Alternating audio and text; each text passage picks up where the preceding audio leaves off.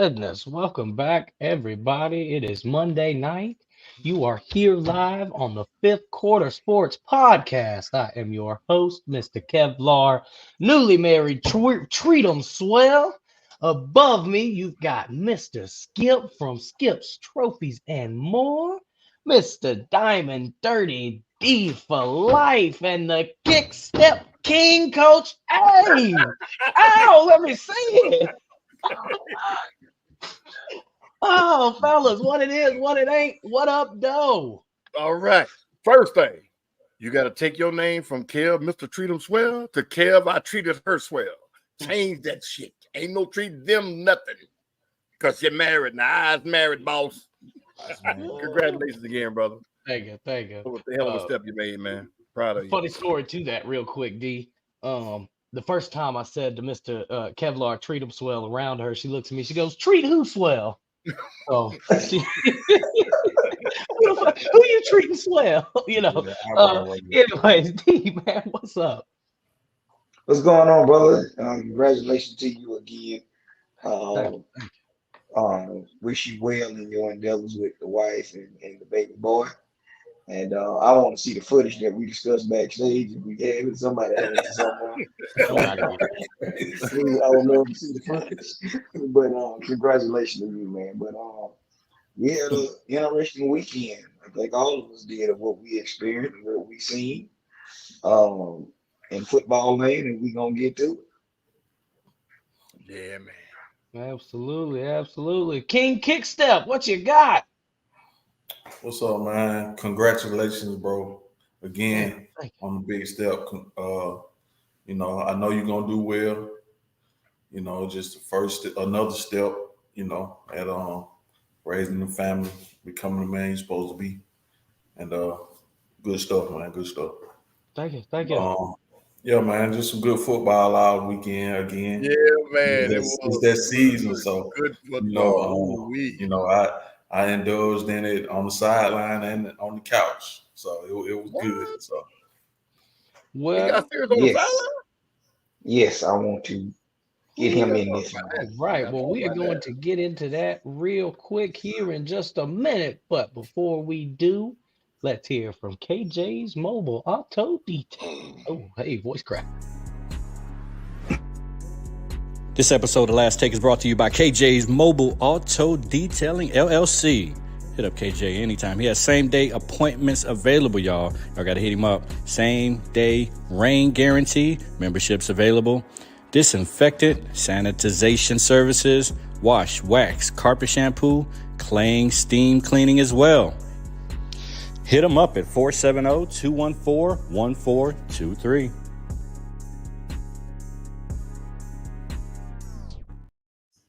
Yes, hit him up.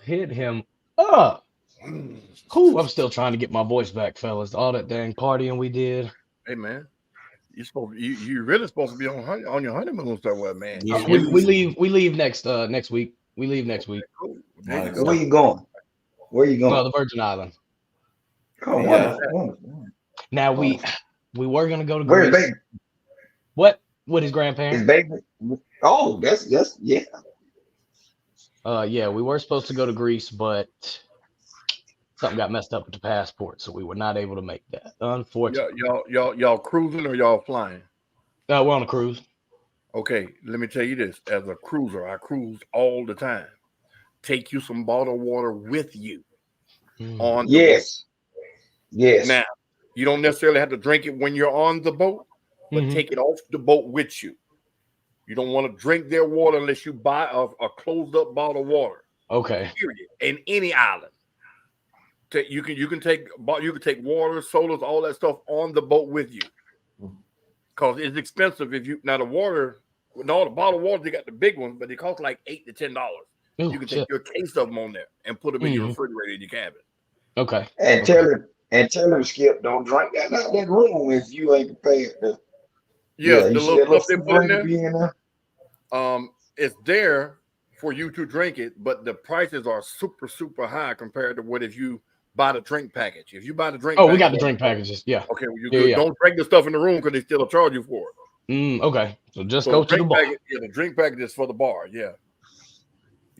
So yeah, but I'm talking about the little bottles are like $30. Mm-hmm. Yeah, like hotel mini bottles and whatnot. And then your made a deal, whoever's your made whatever they call the other guy, they'll restock it. They'll restock it. Your bill will be this. That's hard. That's how they get you. Well, But yeah. hey man, we gonna start out with this story right here. Woo! Hey, we knew at some point we would see it, but the Ducks went buffalo hunting. It was a wild weekend in Eugene, Oregon, with the Ducks pulling out 42-6 win over Colorado. Skip, man, there's been a lot of hate going on for this Colorado team because of this loss. So what do you have to say about it? Well, people glaze over the fact that Colorado, the team that we saw win these other 3 weeks, is pretty much a junior college team. I said last week that they were going to get Buffalo ran over. The bigger guys are just going to have their way with them, and they did. Shedeur Sanders got sacked, 8 times? I don't think he got sacked 3 times the whole first 3 games.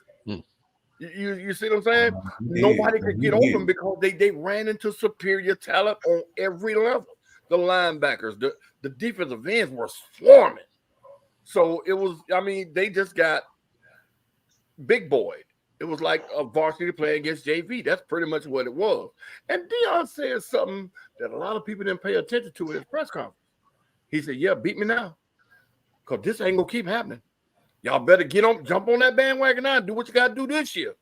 Because coming on, I'm going to have that beef. He didn't say he's going to have that beef, but that's pretty much what he's saying. He was just outclassed when it came down to the offensive and defensive line. Because had Shedeur had time, like that, Dick's, what's his name? Oregon quarterback? Bo Nix. He is not as good as he looked against Colorado. He looked like he was the Heisman candidate against Colorado. And it's going to come out that he's average at best. Well, remember, Bo Nix was with Auburn and did nothing. And exactly. To go for Cam. Yeah. But that's what I'm trying to tell you. You go to a team like Oregon, who has a little history back, when what his name was coaching, and you're the shit to them in the Pac-12 because it really ain't nothing there. USC is the only thing over there, So, and then they got Utah and USC, right? Or Oregon. So yeah, they got USC this week. We're gonna get to see. Colorado got USC this week. Colorado. You're talking about Oregon. Oh, they got USC and Utah too, right? Mm-hmm. Yeah, we'll get to see what Bo Nix got, but he did what he was supposed to do. I don't blame the coach. I'm gonna say this here. I don't blame Oregon's coach for doing what he did. Not one thing that he did what he needed to do. He sent a message. Now, I'm a Prime fan. I'm a Coach Deion Sanders Coach Prime, whatever you want to call. I'm a fan of him and Colorado. But we all said that they had no chance of beating Oregon for different reasons, and all of that stuff came to fruition, everything we said. So the coach sent a message, and he should have. Because I think if Deion them had a chance to score 40, 50, 60, they would have. So the man said, wait till the second half, and he didn't take his foot off the gas. I don't blame him. Going for it on 4th down because, you can't move the ball. Hey, good job, coach. Well, D, I don't know if you saw the pregame speech that the coach gave, but he basically said that they're getting famous off of clicks. We're trying to get famous off of wins. What do you think about that? I think that's BS. I'm calling BS on that because Oregon has one of the. If you go look at their Instagram page, you go look at anything Oregon has been doing over the past 10 years. You have a Nike facility up there. The CEO of Nike went to Oregon. They were one of the first schools in college football to produce all these different jerseys, shoes, and things of that nature. Yeah, that's BS. You know what I'm saying? And don't get me wrong, Dan Lennon is a cut from Kirby's cloth with the game because he's Kirby's old defensive coordinator. You weren't doing this mess last year when Georgia stomped the mud hole in your ass by the same damn score damn near. Bo Nix is a 6-year senior playing against some 18, 19, and 20-year-old freshmen and sophomores. I'm not taking that away from him, but he got ran out of the SEC. He went over to play in the Pac-12, which, defense is a suspect or whatever. But it shows we were just ahead of the game, man. How I really feel, Colorado got exposed week prior by Colorado State. Yes. Just let's be honest about The it. defense got exposed. No, Colorado. I'm saying both sides of the ball got exposed because if you think about it, they ain't had no running game, period. They've been spreading them out 5 wide, mismatching and hitting underneath. And then I'm sitting up here looking at this game and I'm like, okay, OC, they didn't jump out 13-0 on you. Okay. You come out the next possession, you damn near go 3 and out. Why take that back? They got the turnover. You go 3 and out and you don't run the ball 9 times. So your defense on the field the whole first half. What you think was gonna happen? You know what I'm saying? And they could have Oregon could have ran the ball 50 times like Lambeau and just ran it down their damn throat and had 500 yards worth of rushing if they wanted to. Another thing, Travis Hunter. Now you see Travis Hunter is arguably the best player on Colorado's team. Without a doubt. And it takes nothing away. Now look at that Colorado State game. As we know we're not talented as them, so we got to hurt some of the best players. So if they go through the season, this is what it is. I didn't like the comments Dan Lennon made, I'm doing this for everybody. I'm doing this for whoever. Who are you doing it for? What you mean by that comment? Who are you doing it for? It's trash talk. Or we talking about this? Because again, some of these coaches, like Deion has said, you think you beat me. I'm not even playing. Well, that's part of it. Go ahead. That's part of it, though. Go ahead, Abe. But real quick. Yeah, man. Just long story short, Go ahead, Abe. Yeah. So well, long story short, they definitely manhandled them both sides of the ball. The trenches, like y'all said, like we all said, coming into this game, like, hey man, they gonna muscle them up. They did what they supposed to do. I'm just play devil's advocate on the comments made before the game. All right, now, as we all, and I believe you are too, Kel, we all are prime Buffalo fans, Colorado Buffalo. We root for prime. Yeah. So, however, the bravado of this and Yes. and it's personal. the stuff you say and do, your actions, and I ain't saying it's classes. Like I like that it brings a edge to them. It's for the culture right now. So, but if you gonna dish it, you have to be able to receive it, however it comes, because people may not have liked the way it's wearing your shades and giving your whole team shades. I'm not discrediting that the way they're doing it. I can agree nor disagree with it. Because I can't say if I was coaching on a college team that I would allow that, but that's neither here nor there. So, but like I said, you have to be able to take it if you're gonna dish it out with the way you do stuff. And we all knew coming into this game, Oregon were gonna smack them. And Dan, I forget his last name, the coach for Oregon. Lanny. He came into it with an edge, and he made some comments about Colorado even before Deion got there when they were talking about them leaving the conference and all of that. So he been like quietly, revving up to the stuff he said on the last weekend. But just going forward, just a learning experience for Deion. And I disagree with you, D. I feel like Shador is the better Colorado player. Just how he touched the ball every time. You feel what I'm saying? So, but USC is gonna be different. They're gonna be in Colorado. It's gonna be a lot of prime fans. Just it's gonna be a vibe out there. So USC probably still will beat them, but just off of the setting and that how that's gonna be, Colorado might make it a good game. You know what I'm saying? But I still could say USC by 21. I could. You feel what I'm saying? But That's the spread. going forward, I feel like this game coming up and Utah will be the only game they lose. You feel what I'm saying? Go So ahead. that'll be if they play like Colorado been playing, they will. That'll be 8-3, 9-3. So they doing what we expect them to do. No one said coming into this game, oh, they got a shot. If you did, you were just a real prime fan. You feel what I'm saying? So, just good. Just forget about this game and get ready for next week. You got to forget about it quick. Oh, yeah.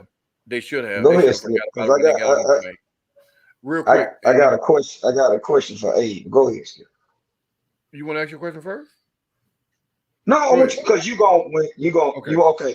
So being that you coaching kids, and doing what y'all do, all of us on our program, we see the foolishness that goes on with the adults. So with this, the shades, the jewelry, and this, that, whatever. How do you coach that where you like, hey, don't go out here with this BS and get your ass kicked, because y'all deal with it on the level that y'all deal with it. We know y'all was in a dog fight this past weekend. We'll get to that a little bit later. But how do you as a coach keep your kids grounded, being that y'all are in a situation in y'all league that y'all haven't lost? Everybody know y'all the champs. Y'all can do that type of thing. Y'all, when y'all win, y'all do show the fact that y'all win. Coach Howard lets everybody know, everybody involved, Pete. Y'all let everybody know what's gonna kick your ass and what it's gonna be. And see, y'all haven't experienced that yet. So that's what I'm saying with the coaching aspect, keeping up kids grounded. Because 2 weeks ago when they played against Colorado State, I must say this. I didn't like what Shador went out there and did, because it turned the game it got a little out of hand physically. You know what I'm saying? I always quote football guards. Football guards don't like some of that stuff, and you end up getting your players hurt. Yeah, but that what happened to Travis Hunter was dirty. There's no other way around it. Now when you say football guards, that he deserved to be hit. It's football. That's how we played growing up. So we would have jumped up. We would have been hurt. I just feel like we tougher. But that was still just dirty. That was just straight dirty. Now, before we change the subject, real quick, I think USC is going to beat them worse than what Oregon did. And the reason being is USC is a better coach team. They are a better all-around team than Oregon. And they got bigger linemen than what Oregon had. And the quarterbacking is light years better. Yeah, so I wouldn't even say that. The first quarter, it'll be one of the ones where Shadur might complete a couple passes. They might get a couple of first downs, then they punt. Once they punt that football, game over. Stadium gonna be quiet the rest of the day. That's my opinion when they play USC. What you got, Abe? And what I don't know about beating worse, because they're gonna be at the house. Like I said, I feel like they're gonna play different. I don't know if Hunter gonna play. I do know that like just playing in Oregon, and all of the everything that came with that game was tough on Dion and that team. You feel what I'm saying? It was an awakening. You see what I'm saying? But them being at the house, I don't see them getting beat worse. Well, see, when I say beat worse, I'm not talking about score-wise. I'm talking about everything. They're going to run over them. Okay, yeah. That boy going to throw for 300-plus yards, and they're going to rush for over 200 yards on Colorado, because they have nothing to stop what's coming at them. Yeah. Oregon, like you said, Oregon could have ran down their throats if they chose to. The coach wanted to make a statement. And this is what I'm talking about. They're not going to have a problem scoring the football. And did you say they favored by 21? Yeah, 21 and a half. Another 21 and a half. If they get up by 21, they're going to take the quarterback out. That's the only reason they stay close. If they go up by 21, Go ahead. I'm gonna disagree with you on that because Caleb Williams, I think he has a little edge on him because Oh, of Shador coming into the and they giving Shador all the this is the reigning Heisman Trophy one. he You know gonna what I'm Yeah. saying? In history states, they really don't like giving back-to-back Heisman Trophy winning trophies. Ain't but one So person that did it. yeah, so you got to think about this. He wants to prove a point. You know what I'm saying? They want to prove a point that this ain't popular circumstance. You know what I'm saying? And it's a marketing thing now. You know what I'm saying? We always know USC, Oregon, and now Utah. It used to be Stanford when Andrew Luck was out there to work. Mm-hmm. You know what I'm saying? When they were promoted. Every Saturday when we turn on Channel 5, Fox 5, we see Dion riding the damn Buffalo. You know what I'm saying? That's what they got showing every week. So I think that's Dan Leonard's issue. You know what I'm saying? They giving all this pub, which Colorado deserves it. They haven't had nothing like this. He's already went over the over because they said they weren't gonna win every 3 games. We picked 6-4, 8-3 or whatever. Yeah. I'm just saying now they going bowl eligible. So they Washington go not on their schedule though. Washington not on their schedule. I would have counted that as a loss too, but they're not on which their one? schedule. Washington. Oh, Washington. See, there you go. But yeah, Yeah. but that's where we feel about that, man. And he needed that though. He needed that spanking. Oh yeah. And in my heart of hearts, I think he knew it was coming. I mean, we But, know when we ain't gonna win no fight. We know we need some help or something. but if like I said, if you look at football, I don't care any one of our teams or any team we look for just recreational. I mean, again, I'm just going back to Abe and Lambeau. We have walked out there and looked and like, ain't y'all gonna have a problem with them? And that man right here and say in his mouth and say, "Oh, we can beat the hell out of them." Exactly. But now coming from his point of view, or Abe's point of view, as a coach, he know what them players got. That's why I say Dion knew what Oregon had. Like when he was with Jackson State, I know we need to change. When he was with Jackson State in the first, they say, "You think about playing Alabama?" What Dion said? "Oh no, we ain't ready for that. We need this. We need that." He knew he wasn't. We knew it. I know damn well he knew it. That's my line. That's my point. Well, here's what I'm gonna say before we end it. D said it perfectly. This was a 1-11 team that were projected to win 3 games. Even before the start of the season, we sat right here and said a 6-6 season is a good season. You'll get to a Oh, we bowl all picked game. them to win You'll going turn it above 500. around from a 1-11 team. That's a good. Realistically, and Dion said it too. It'll be 2 to 3 years before we see that team get to that level. I mean, If he it's get gonna him take a 3 couple of linemen, if years he to put get it all 3 together. big boy linemen, if he get 3 transfer linemen or 3 big boys in the draft, in the scholarship, Dion be ready next year. I think They he'll be need some ready next year. defense. Well, Well, Taylor's fellas, gonna be another. gone. Bo Nick's gonna be gone. Let's go ahead and change. I'm sorry. Go ahead. We're gonna keep talking. Shador might be Another gone. game that, man, let me tell you, never in my life did I think on wedding day I would be sitting there watching Clemson. But one of my groomsmen is probably one of the reasons we're such good friends is because he's a Clemson fan. As y'all know, I'm a Gamecock. So we give each other hell. And let me tell you, it made me so happy whenever that wedding coordinator came over there and said, "All right, fellas, it's time to walk down there." And FSU scored as I was walking out the door.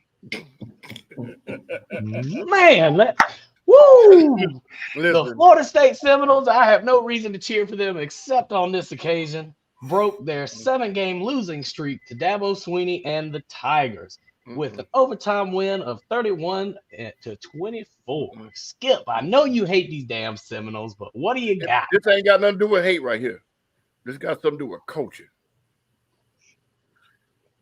He sit up there doing that chop thing. Every Seminole fan on the planet know damn well Dabo Swinney, and that's his name, Dabo Swinney. He might as well have Florida State tattooed on his arm. You in overtime, you need 2 yards to get a first down. On 3rd down, you throw a wide receiver screen. What you doing? No, I'm sorry. 2nd down, you throw a wide receiver screen. He catch the ball, you lose 5 yards. It was 2nd and 2. Get the first down and play around. Then it was 3rd and 7, 3rd and 8. That's it. Florida State won. The waste of the timeouts, wasting the timeouts in the 4th quarter. They moving the ball like they playing against a high school team. What are you calling timeouts for? Take that 5-yard penalty. The quarterback was looking all pro against Florida State, a better defensive team. Come down to the last 2 minutes or so. What they got the ball? A minute and 44 seconds or something left? They scored with like a minute and 40 left, and FSU got it back. Oh, okay. Well, before that, you burning timeouts and you driving the ball. Why? I mean, as good as Clemson was playing, man, Florida State should have lost that game. It should have never went to overtime. Number one, the kicker got a good leg, but the commentator said that you really re-signed him because you cut it. So he really didn't have no practice up until the 4 or 5 days before the game. He got signed on Friday. Oh, so it was 2 days. he had made a few of them. Hey, come to practice tomorrow. He had made a few before that, though. He had made 1 or 2 hits before that. I thought he practiced with him through the week, but whatever it was, I always scream coaching. This is the prime example of when coaching loses the game. Florida State was beat on both aspects of the offense, passing and rushing. And you throw a wide receiver screen, some shit that you ain't went 5 yards on the whole damn game. What were you thinking? Fuck Florida State. Nah, I'm gonna say that. Go ahead, D. I know you gotta say something about this ragged ass team. I mean, I watched this game and Clemson jumped on them like gangbusters. And I was like, well, Florida State gonna win this. This, it is what it is. Clemson is not Clemson anymore. You know what I'm saying? They don't have the athletes like that anymore. Now, let me say, Jeremiah Trotter's son, that young man right there flashed across the screen almost every play. Every play. But other than that, I say Florida State. Florida State for the next round lose this damn game. And it's just like, damn, what you doing? Are you trying to lose the game? Or are you point shaving? Because that's how I look at college football sometimes. When you see foolishness going on, are you point shaving? And then I look up, they going to overtime. Florida State is just out there playing pitch and catch like they in the backyard, dude jumping up, catching the ball, so forth and so on. And I'm like, oh yeah, he's big old boy. But I'm sitting there like, when are y'all going to decide to do something on offense, slow the game down, do something? And you just stand over there and look like, okay.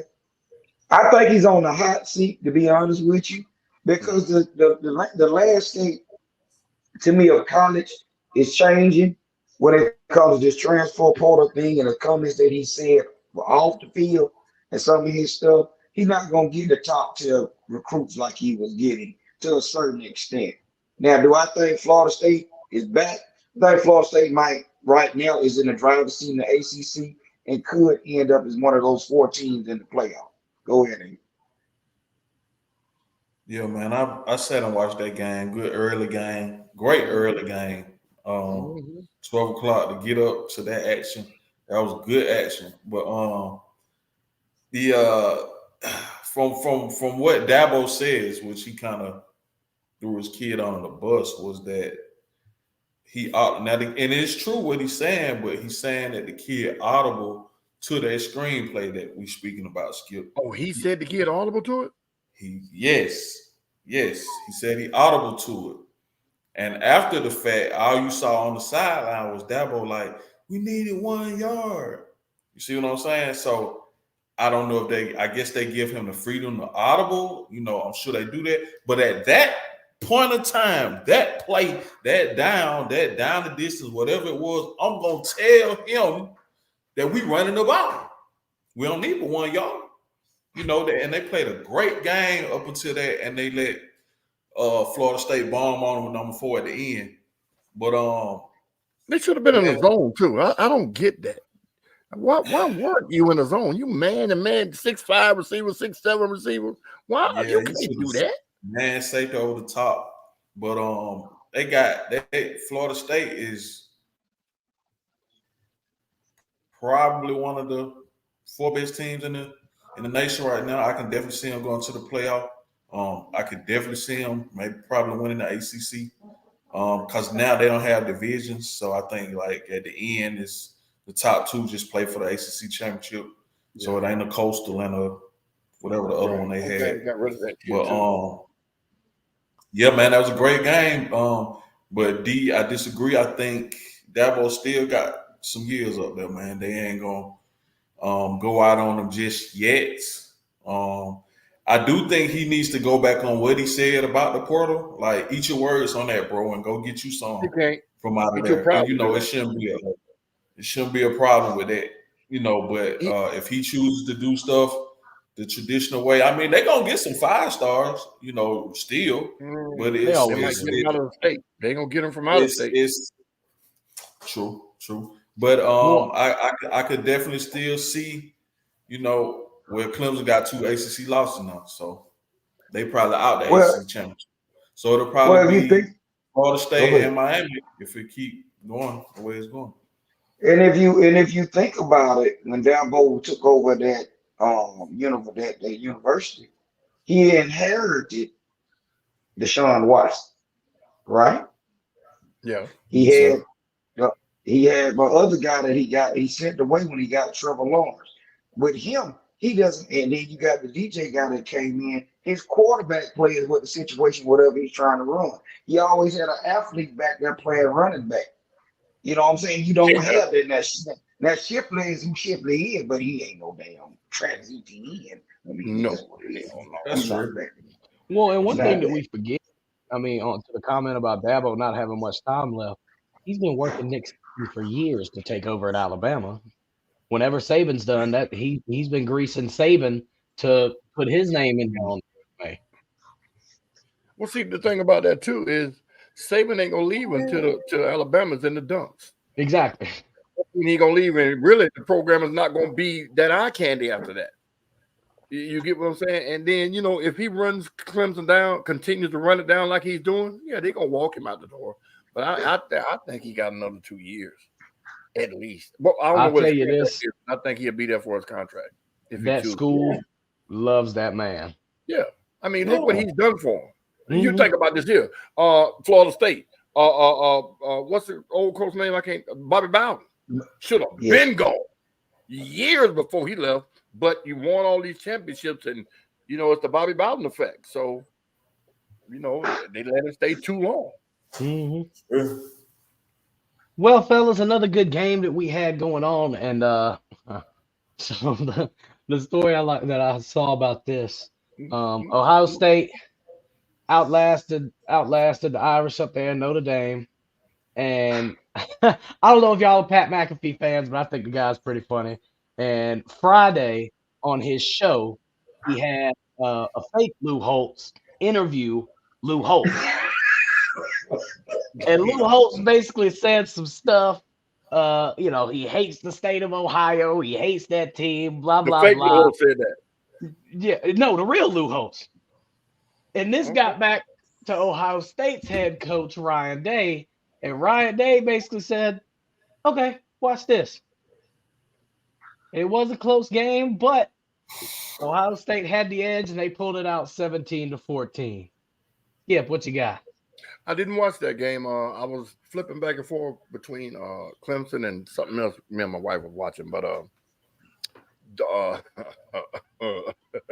I wish I'd have saw that interview you're talking about. But I didn't expect Notre Dame to even compete with them. The fact that they competed, like Abe and D say, they had the home cooking. They was home. And I think that's what helped them stay in the game or get momentum or whatever happened, because I didn't watch any of the games, so I don't know. But sometimes the better team just wins because they're the better team. Florida State was the better team over Clemson. Now, that day they weren't, but they came in the game as the better team, and, the better team won. So that's what I got to say about that. You're muted, sir. You're muted. Oh, go ahead. Go ahead. Okay. that was another good game, man. Great competitive game. I did think Notre Dame was going to win that game the way it was going. They was able to move the ball, and both of them got real tough defenses. I've always liked the Notre Dame defenses. Their offense just be kind of shaky at times, but that was a big loss for them, and I think they still got USC. They gonna have to play some more tough games. Ohio State just got to worry about Michigan, and I think the winner of that will represent the Big Ten or whatever they call themselves in the college football playoff, along with Florida State and probably 2 SEC teams. That's what I'm saying. What other SEC team? Though we know Georgia, but what other one? I can see LSU in there if they stay there. If they consistent. They got a big test against Ole Miss. If Georgia beat them in the ACC championship, they would only have lost to two of the top 4 teams, Florida State and Georgia. Yeah, but you got to think about the Michigan. Michigan gonna be there. I think Michigan gonna walk the table all the way into the top 4. So they beat Ohio State.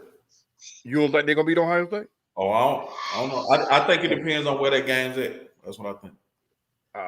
Okay. I think they'll beat Ohio State because if they don't, Ryan Day will lose his job. He's already lost 3 times to him in his career in 2 years, and that's not a way you stay at Ohio State. I got you, and you're right. But when Harbaugh came back, man, they looked like gangbusters. This is his first game back from the little self-imposed suspension, and that's why I say I don't see them losing. The hiccup will be when they play against a true powerhouse, and in my opinion, right now, Ohio State is a past powerhouse, if that makes sense. But I see Michigan, Georgia, Florida State if they beat Miami. Because I feel like if they lose to Miami, they're gonna lose the momentum that they're gonna bring into the game. But I'd say Florida State, Georgia, Michigan, They got them in the regular season, right? Yeah, every year. But if they beat Miami, I'd say Florida State, Michigan, Georgia, and I don't know. I think we're gonna have a TCU kind of team to slip in there. I think USC slip in, possibly. There you go, possibly. So they win that out there. Yeah, I don't see USC losing. I mean, I don't know who on their team worth they beat them. Utah ain't gonna beat them. I mean, you can lose to anybody, but they play Oregon, and I think they play Washington. They're gonna walk Oregon.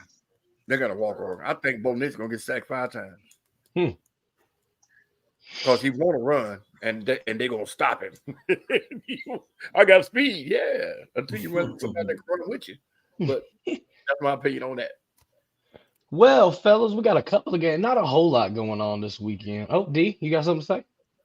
My bad. Yeah, the Notre Dame coach is not getting the credit that he deserves. I do feel of him turning that program around that he inherited from the guy down at LSU. To be honest with you, and it was a tough, bloody game back and forth, and I picked Notre Dame to win that because we didn't know if Ohio State had a quarterback.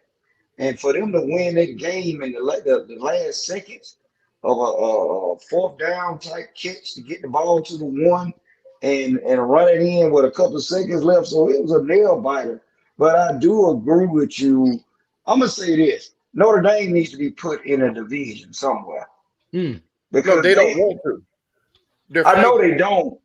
I know they don't, but for this thing to work, they got an automatic bid to go straight to the playoff, as long as they don't lose no games or nothing. But to piggyback on what y'all said, Abe, it will not be 2 teams unless Georgia loses in the SEC championship. That's the only way that might can fly, because somebody over there gonna have 2 losses. LSU already done lost. Alabama done lost. And unless something miraculously happens, I don't know. Because they still got to play each other. So somebody, and Alabama might be the way they, who knows. But I got LSU so we'll see what happens. Yeah, so I would say we're going to have one of them Pac-12 teams because for some odd reason, to be honest with you, as of right now, the Pac-12, I could say arguably has one of the best divisions in college football from top to bottom. SEC is a little top heavy, if you would say.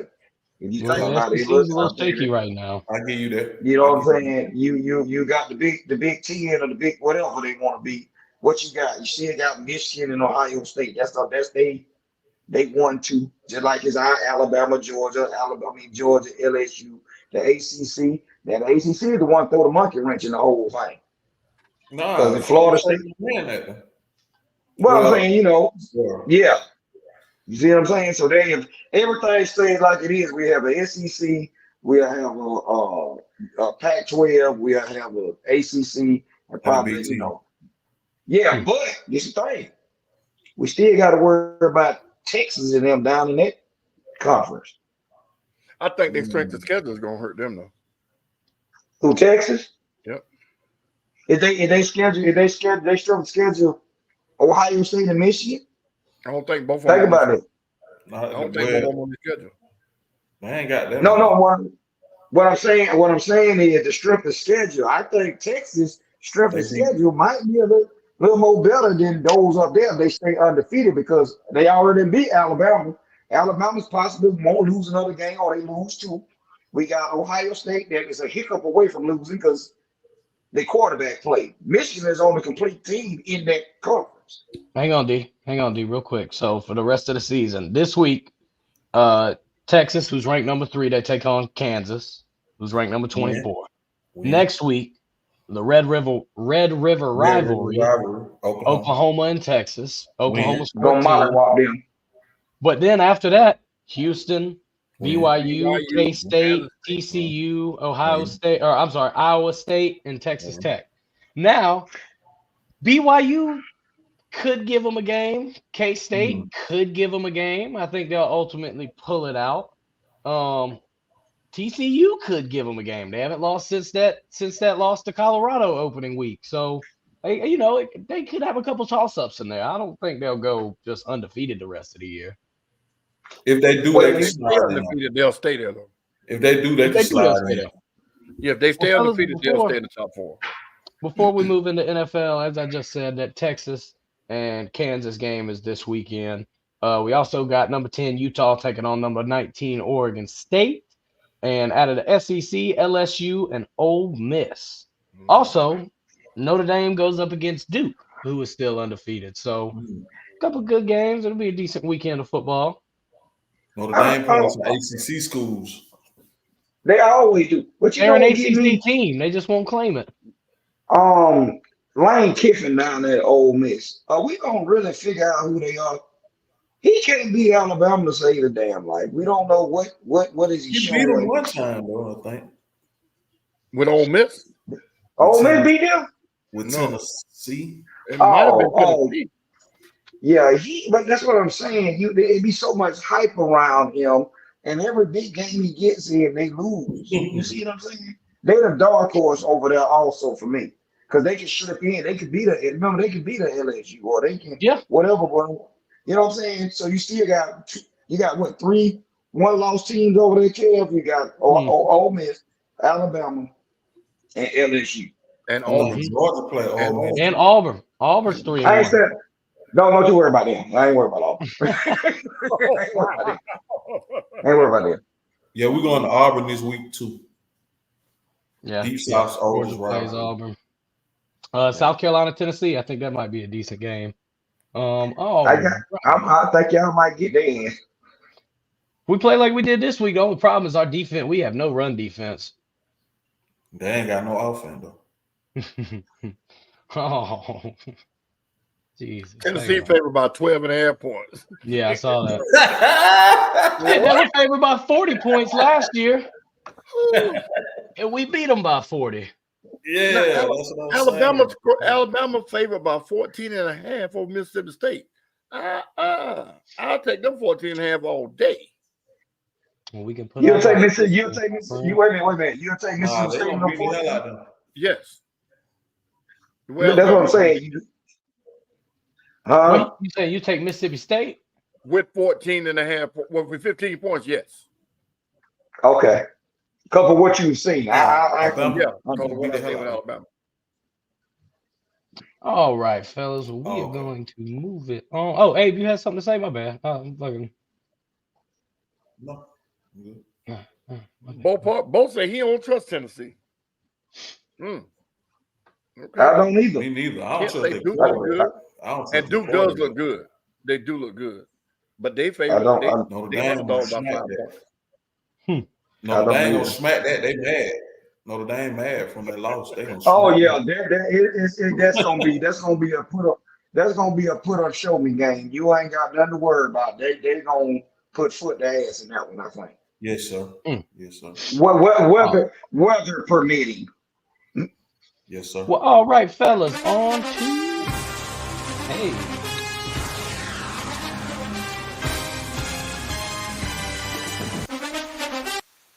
Yeah, the NFL. I know Skip has been waiting for about 27 hours to get on here and talk about He how said, bad my Cowboys looked yesterday. Uh, in our 16-28 loss to the Arizona Cardinals. I can't Wait a even say minute. it with a Ain't all straight. the way 28-16, not 16-28. Y'all ain't gave Oh, them shit. Listen, man. And this to every Cowboy fan listening, every Cowboy fan that's gonna listen after this line. When y'all beat the Giants 40-0, y'all put yourself in the Super Bowl. When the 49ers played the Giants and it was tied at halftime, oh my God. Oh my sister is a Cowboy fan. Everybody from Florida called me and just, oh, y'all got it. We let them score. We got the best defense going. They talking about y'all. And then y'all go lose to a team that ain't scored 20 points in 3 games. Explain that to me.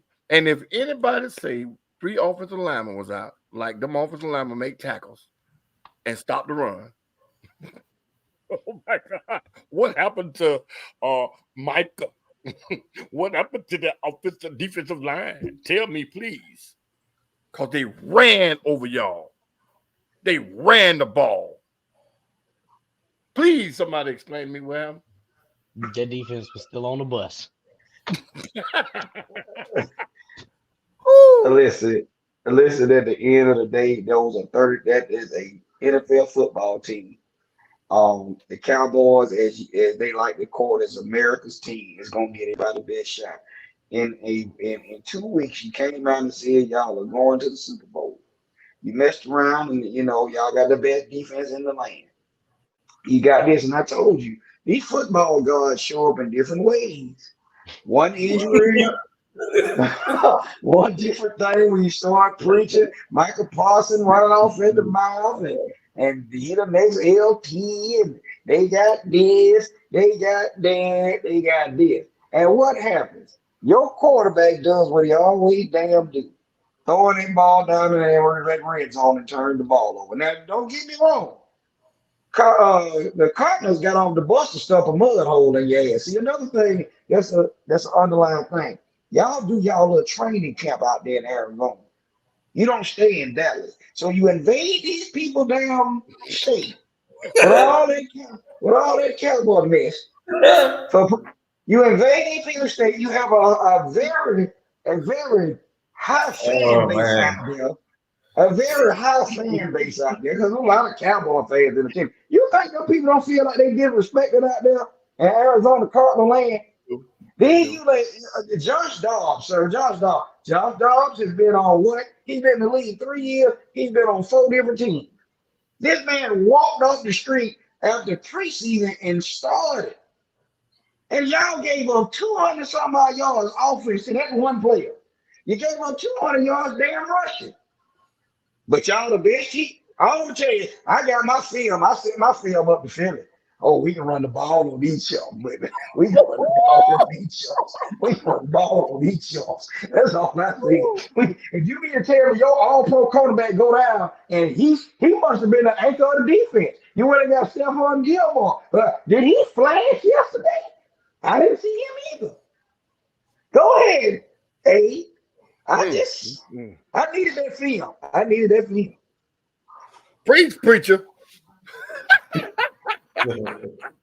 Hey man, I think this was a clear case of Dallas just going in big headed, just like, man, we got this. You feel what I'm saying? I know if they play 5 straight Sundays, Dallas gonna at least win 4. You feel what I'm saying? And it just surprised the hell out of me at just the effort that they played with. It was like Arizona wanted it more than they did, because in no way, shape, form, or fashion, and on no position down there out there on that field is Arizona better than Dallas. No. So even with the lineman out, I don't care. I just feel like Dallas went in there like they ain't won no game. They got Josh Dobbs starting. We got this. And Arizona came out with the effort that Dallas needed to come out with, and Dallas didn't match that. They had the big head. They came out cocky, like you said. They was cocky. Yeah, exactly. Because, like I said, if they play 5 straight Sundays, I can't see Arizona winning no more than that one that they just won. Yeah. You see what I'm saying? So well, and you got they got a coach that hasn't had a win in the NFL, and a GM who still hasn't had a win in the NFL. Arizona was, they had a little bit more passion behind it than Dallas did. A lot. Yeah. Listen, one of the commenters say, "Who was that QB for Arizona that shredded the Cowboys?" Boy, I know you're an NBA fan. That was Charlie Villanueva, man, from the Dallas Mavericks. There wasn't no eyebrows. Yeah, he looked just like him. I thought it was him, for real. And then somebody posted the meme, and I posted it on Facebook. Former Tennessee quarterback. Former Tennessee quarterback. And again, like Skip always said, these are professional athletes, sir. This ain't no walking the park for nobody. But all us on here would have bet the house on your Cowboys winning that game. Ain't no fans about it. Ain't no fans about it. But the question needs to be, is that gonna get better? He turns the ball over in the wrong. I mean, I'll say this though, that's his first interception. That's his first turnover of the year. So he's doing better, but critical situation. When he turns the ball over, it hurts. Mm-hmm. But 1 in 5 and what McCarthy got to do though, bro, he got to run the ball, man. Like, I know you have a money quarterback, guy that you paying $40-50 million to, but and I think I feel like, I don't want to say they're missing Zeke, but I feel like they need, or have they not got Deuce Vaughn that much involved in it? Because I know he a good change of pace back from Pollard, but I ain't really seen Deuce Vaughn like that out there, but I just feel like that it just all around, it just, the whole effort wasn't out for Dallas. But McCarthy, who's calling the plays now, am I right, Kev? You need to run the ball, bro. You still need to run the ball. They got a big, huge O-line, and I don't know when they're going to realize whether, and especially with starters being out, like the easiest block for a backup lineman is going to be a run block. He don't want to sit there and pass blocking no one. You see what I'm saying? So it's I just feel like, like I said, Arizona out-efforted them. So it was. Both said something too. Dak throw Matt Ryan like interception, costly and bad timing, and that is the truth. Damn, man. Yeah, that's what Big Bo said, man. He hit it right on there. Oh, we finna go straight to your ass. Well, don't worry, we're going to it. We're going to it now. Another effortlly game was committed effortless. by Did you hear it's effortless now. by the Atlanta Falcons when they lost to the Detroit Lions 20-6. Well, now I do have to say this. Skip said last week, as he said the week before, when we come back on here, not all of our teams is going to be undefeated. Yes, sir. Now, I was hoping it was just going to be Abe's team, but it looks like I'm in there too. So, Skip, talk about the other team that you love talking the most about. Listen, Linda. They went up there sleep. They played sleep football. I knew Detroit wasn't to be taken lightly. I don't think they did. I said last week the reason I picked Detroit was because if it came down to quarterback play, Detroit had the edge. But it was more than that. Detroit's defense came out like gangbusters. They made the Falcons look ordinary, and they couldn't capitalize when they had chances to. Ritter is what he is. He's not going to be all pro, nothing like that there. He's a game manager, and he didn't have a chance to manage the game. That's the football fan, my view from the football fan aspect. But now let's talk about the garbage aspect. They do. They always been doo-doo. They gonna continue to be doo-doo. And I'm gonna buy. I got a 3D printer, right? I'm gonna make me a little miniature septic tank and put the Falcons on the side. Cause y'all do. But now, the running back, I can't think of his name. What's his name? Bijan. They have to use him more, and can he catch the ball? I think if they start running flare passes to him, little flare outs or something, or right side or left side screens with him, and make them linebackers stay home, then it'll open the field up more for Ritter. But again, I'm an armchair coach, but that's my opinion. They got to use their weapons that work for them in the past weeks, make them work against these teams, so they have the plan for it. But that might be too much for y'all head coach, because he do too. Go ahead, D. Me going to the game last week and knowing what I seen last week and just the eye test, Kyle Pitts look like he don't want to be in. His body language is terrible. Ritter has a gang of weapons around him, Skip. It's a game. My problem with them is you have 3 players that could be an all-pro at running back. You got your new guy, Bijan. You got Algier. You get him the ball a lot. He can be your 1,000-yard back. And now you got Patterson. Did Patterson play? He didn't play. So that's 3 players that you ain't. I mean, 1 player you haven't even used yet. That's an all-pro type caliber player. But then outside of that, you got London and you got Kyle Pitts. You mean to tell me you can't get them in a one-on-one situation to get them on a slant route or something in the end zone? I mean, you can't stop a fly. You can't stop a fly in a phone booth when y'all protecting the quarterback. It's just ridiculous. I mean, the man is running for his damn life. He has no earthly idea, and this is what I see. Oh Lord. Man, I don't want to be here, man. Listen, because they don't show it. They don't show it because we at the games live. Skip, he's walking off the field when it's not his call or it's not he on the field. It's like days ago. It ain't like him. I'm going back in the game. He got his hand on his hips like this because he's not getting the ball. Is he being used as a decoy or whatever? I seen Bijan. He touched the ball 20 times, almost 30 against Green Bay. And like you said, swing passes, running the ball. They worked that young man to death. But he deserved it though. But I'm saying, if I'm a GM of the Falcons and I give it over to Abe, you better use Kyle Pitts and get something for it, because you didn't waste a pick. To be honest with you, you wasted a pick, and he's about to turn it. Skip, you don't like this analogy. He's about to turn into Vernon Davis in a minute. They go out this. Vernon Davis came out of college with a bunch of speed.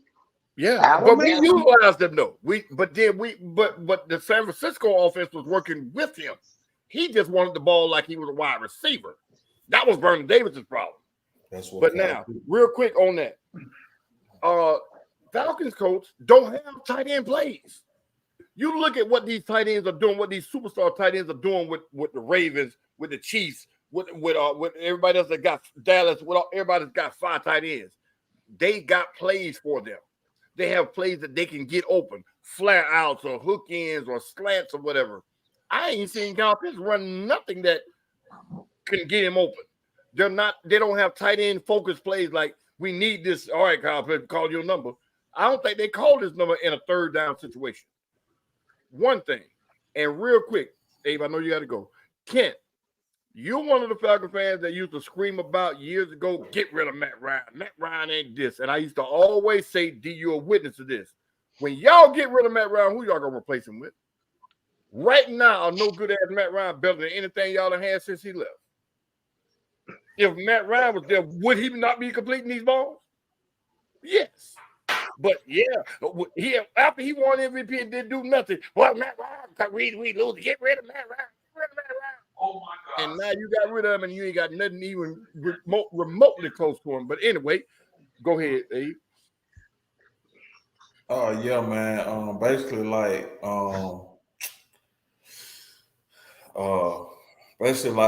Mama D said, man, it was just bad coach. We got out coached and outplayed. You see what I'm saying? I know that Dan Campbell is a real hard-nosed coach. And you know, this might have been another time again, probably not as much as Dallas, but they came in there, you know, 2-0, kind of swelling themselves a little bit. And Detroit was coming off a heartbreaking loss to Seattle the week before. I believe it went to overtime or it was last minute. But whichever way it was, they was at home. They was hungry for that win, more so than the Falcons were, you know, just in all facets of the game. Now, defense still played good enough to win the game. Offense just, you know, we ain't making no plays. And it's a poor job of Arthur Smith of not scheming up ways to get your guys the ball in better ways. It's vanilla. It's just regular. It's no, you know, they got the little Bijan motion play, but, you know, other than that, I just feel like Arthur got to get a little bit more innovative with what he's doing. Even use Dez legs a little more. You know, it's just a lot that, you know, we can do. But, you know, going into this next game is Jacksonville. It's in London. And I think Jacksonville coming off a loss. Yep, to the Colts. So, you know, that's going to be another good, hard-fought game. Nobody really going to have a home field advantage in that. You know, it's an 8-hour flight over there. You know, so get adjusted. You know, try to get back with Ridley with his ass this week. Sleep on Jacksonville you want to. You'll have another loss. Well, the good thing is they are on our pick for this week. So we will get to that here in just that's a game pick. We keep they've been in this every week, bro.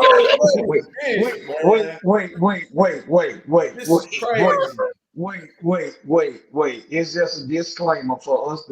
I'm sorry, y'all. Point spreads are so close. I'm the one picking it. So if you want to jump on me, Abe, you jump on me. Now you have gonna be close with everybody they play. You have every opportunity, sir. This is an equal opportunity program. You have every opportunity to say, you know what, I'm going to take the Falcons off. Let's pick somebody else. Hell, we got a bullshit game on it too. We got to pick. You'll be surprised with that one here when we get to it. But go ahead. You keep them on now for right now. Well, the team every week. The first game we got on here is the Lions and the Packers. Thursday night game. Yes. Hey, that to me, that's the Thanksgiving game. I like Green Bay in that game. The Lions are playing hella defense. If the young boy Jordan Love don't come out and orchestrate his offense now, which is completely his, then they're gonna lose. But I just think momentum and they're home. They're in Green Bay, right? Yeah. Yeah, I like Green Bay in this one. But they're favored by what, 3-4? D. What was that? I think we got that one as a 3.5. 3.5. Yeah, I like Green Bay. You got me on that? Yes, sir. What you got? Man, let me say this. I don't know if Green Bay has a formula of what they do up there. Detroit favored by 1. Okay, so that was my. Okay, so I don't. Green Bay has a formula, Abe and Skip, that seems like they got it kind of right with the quarterback. Now he's not light years away of being an all-pro like that, but he's the first quarterback in Green Bay history to come back from a 17-point deficit. Brett Favre didn't do that. Well, Brett Favre always in front though. Yeah, but I'm just saying they said Brett Favre never did this, and what he did. the kid in 3 games has been playing pretty well for what they need. Don't get me wrong, he had a little mishap up under the center with the Falcons, but he played pretty well to win that game against the Falcons. They arguably can be 3-0 right now, but I'm going with the Lions because I'm going with the Lions because of the coaching and the better play because they're gonna send pressure at him. I seen if the Falcons put enough pressure on him, I know for a fact Detroit can dial up a little bit more because Detroit has a better defensive line than the Falcons, and I'll take Detroit in that 1 point. Detroit Lions, Coach Abe. I'm gonna go Detroit. Long story short. Easy enough. You All whoop your team right. ass, so you got a good whiff of.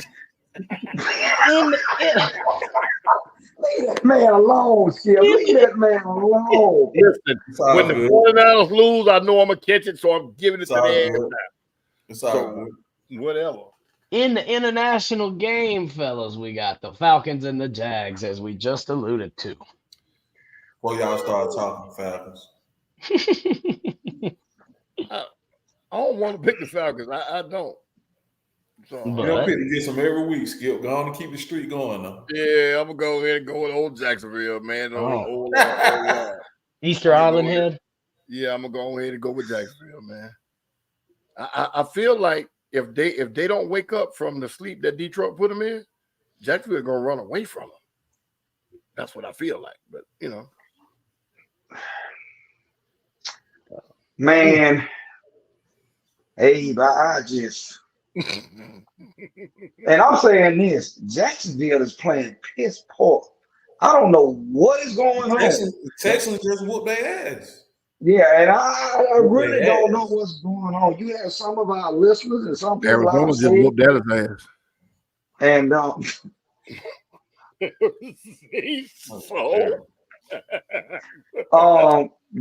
Goldilocks is not looking so golden right now with the weapons he has. Now I'm gonna say this will be the Calvin Ridley Bowl. Usually when Falcon players come back, the former Falcon players come back to play against the Falcons, they really shred. I'm gonna go with the Falcons on foreign soil because they're on foreign soil. Cheerio. Cheerio. You've been waiting the last 5 minutes to say that. The Dolphins and the Bills, man. Miami. Hang on. We're gonna back up real quick because I messed up and completely forgot to talk about the Mile High beatdown. Good God. 70 points, 10 touchdowns in an NFL game. What is that? What are these damn Broncos gonna do? They come back from that. They can't blame that on Russell Wilson. 35 points and a half in both halves. Yeah. But Tua is doing what he was projected to do. He's showing why the Dolphins picked him, even though he was injured. He's showing better.